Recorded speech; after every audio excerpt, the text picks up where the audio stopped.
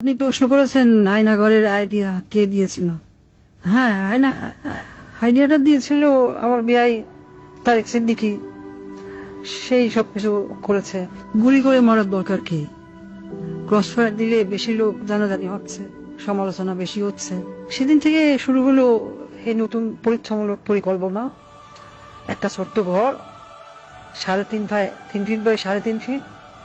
ওইখানে নিজের কোথাও ভালোভাবে শোনা যায় না।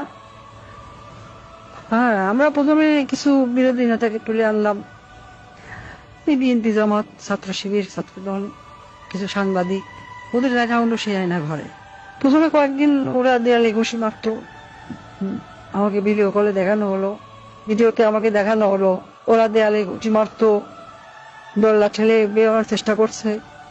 তারপর কিছুদিন দেখি শুধু উপরের দিকে তাকিয়ে থাকে। তারপর এক সময় ক্লান্ত হয়ে শুধু উপরের দিকে তাকিয়ে থাকতো। প্রথম কিছুদিন কেউ বুঝতে পারতো না কতটা সময় গেছে, কয়দিন তাদের আটক রাখা হয়েছে।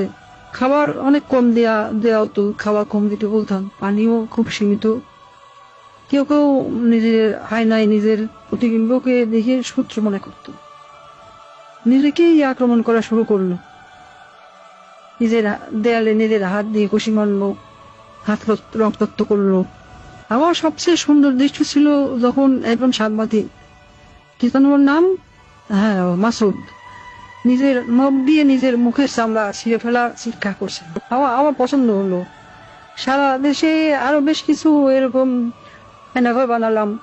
যুদ্ধপরাধী রাজাকার ছেলে মেয়েদের সেখানে বন্দি করতে বললাম। মাঝে মাঝে দুই একজনকে ছেড়েও দিতাম। ফিরে এসে কেউ কিছুই বলতো না, ওইভাবে বলে দিয়েছিলাম যেন কেউ মুখ না খোলে। ব্যাস, সাপও মরলো না, লাঠিও ভাঙলো না। মানুষ ভাবলো যান বাঁচাতে স্বেচ্ছায় আত্মগোপন করেছিল, কিন্তু আমার আসল শক্তি ছিল প্রচারণায়। আমার দলের নেতা কর্মীরা, তারাও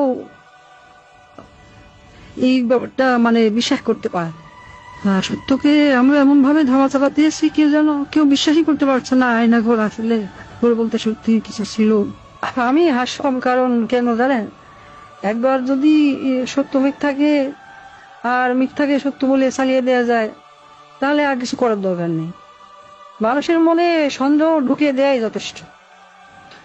আমার বাবা বলতেন, একবার যদি কেউ নিজের চোখে দেখা জিনিসকে সন্দেহ করতে শেখে, তবে সে নিজের জীবনের উপর বিশ্বাস রাখে না। তখনই তুমি তাকে সম্পূর্ণ দখল করে দিতে পারবে। আমি তাই করেছি।